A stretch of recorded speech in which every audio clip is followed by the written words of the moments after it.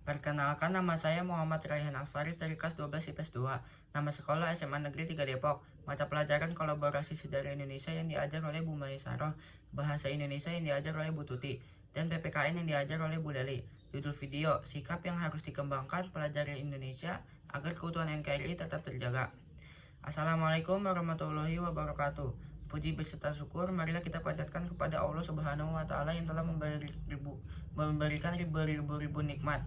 Tidak lupa sholawat dan salam tercurahkan kepada Nabi Muhammad SAW, keluarganya beserta sahabatnya. Semoga kita semua mendapatkan syafaatnya dan mendapat petunjuk hingga hari kiamat nanti. Kronologis PKI bisa tampil dalam panggung politik Indonesia dari tahun 1955 sampai tahun 1965. PKI merupakan salah satu partai tertua dan terbesar di Indonesia. Partai ini mengakomodir kalangan intelektual, buruh hingga petani. Pada pemilu tahun 1955, PKI berhasil meraih 16,4% suara dan menempati posisi keempat di bawah PNI, Masyumi, dan NU. Sejarah berdirinya PKI tak lepas dari Indische Sosial Demokratis Vereniging atau ISDV, partai kecil berhaluan kiri yang didirikan oleh tokoh sosialis Belanda Hendrikus Josephus Franciscus Marie Snevliet atau dikenal dengan Hans Snevliet. Peristiwa G30 SPKI terjadi pada tahun 1965 dan dimotori oleh Dipa Nusantara Aidit atau DN Aidit, pemimpin terakhir PKI. Di bawah kendali DN Aidit, perkembangan PKI semakin nyata walaupun diperoleh melalui sistem parlementer. G30 SPKI terjadi pada malam hingga dini hari, tepat pada akhir tanggal 30 September dan masuk 1 Oktober 1965. Gerakan pemberontakan yang dilakukan oleh PKI mengincar perwira tinggi TNI AD Indonesia. 3 dari 6 orang yang menjadi target langsung dibunuh dan di kediamannya, sedangkan lainnya diculik dan dibawa menuju lubang buaya. Keenam perwira tinggi yang menjadi korban G30 SPKI antara lain Letnan Jenderal Anumerta Ahmad Yani, Mayor Jenderal Raden Suprapto, Mayor Jenderal Mas Tirto Darmo Haryono, Mayor Jenderal Siswondo Parman, Brigadir Jenderal Donat Iksak Panjaitan, dan Brigadir Jenderal Sutoyo Siswomi Harjo. Usaha-usaha yang dilakukan PKI untuk menarik simpati rakyat pada saat itu. Yang pertama, menyebarkan isu Dewan Jenderal. Yang kedua, melakukan demonstrasi menuntut kenaikan upah. Yang ketiga, melakukan aksi sepihak.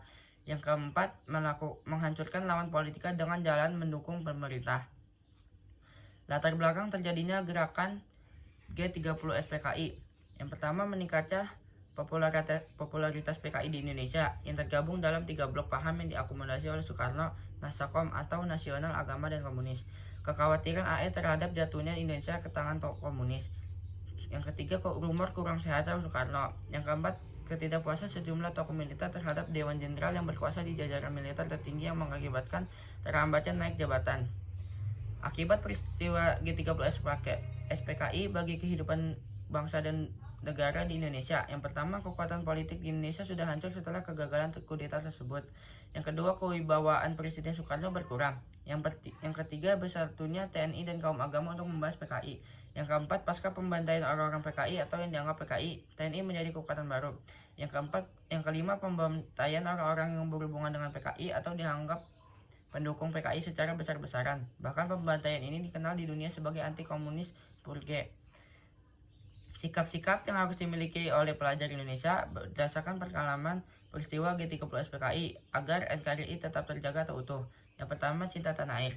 Sikap cinta tanah air artinya berbakti kepada negara dan bersedia berkorban membela negara. Yang kedua, membina persatuan dan kesatuan dimanapun kita berada. Semboyan Bhinneka Tunggal Ika mencerminkan persatuan kesatuan bangsa Indonesia. Yang ketiga, sikap rela berkorban. Rela berkorban yaitu kesediaan dan keikhlasan memberikan sesuatu yang dimiliki untuk orang lain maupun bangsa dan negara walaupun akan menimbulkan penderitaan bagi diri sendiri. Kesimpulan dari ceramah ini, sebagai pelajar kita harus mempunyai jiwa nasionalisme yang tinggi dan rasa bertanggung jawab. Kita harus menjaga Bhinneka Tunggal Ika karena bangsa ini milik semua suku, agama, dan ras.